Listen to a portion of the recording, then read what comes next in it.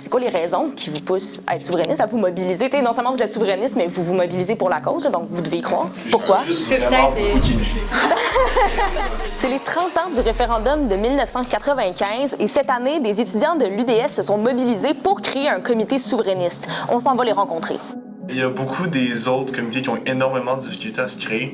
Ici, on a été super bien accueillis par l'UDS, vraiment. Là. Puis, tu sais, justement, avec l'effort mis par l'UI Québec à mobiliser dans les écoles, puis juste une montée naturelle du souverainisme, aujourd'hui, on voit que c'est majeur. Là. Les jeunes de plus en plus souverainistes, ils l'ont pas vécu, le référendum. Qu'est-ce que ça veut dire pour vous, un peu, cet héritage-là? On a entendu parler dans les cours d'histoire, puis là, c'est un petit peu une volonté, justement, de se faire entendre, puis de dire, ben peut-être que nous aussi, on a une possibilité. C'est une curiosité de voir qu'est-ce que ça pourrait avoir été, puis qu'est-ce que ça pourrait être aussi. Pour moi, c'est quelque chose qui aurait dû être fait dans ce temps-là, en 95, pour le deuxième. Ça a comme disparu après ça. Pendant 30 ans, il n'y a pas vraiment eu publicité là-dessus ou quoi que ce soit. Puis là, on peut en faire. On pourrait donner la chance de faire ça différemment pour d'autres raisons aussi. T'sais, c'est pas juste les jeunes qui ont pas voté, là, c'est 50% des Québécoises qui ont pas voté au référendum de 95. Fait que c'est quand même comme une grande partie de nous là, qui a pas eu la chance de s'exprimer là-dessus. Fait que c'est quand même important, selon moi.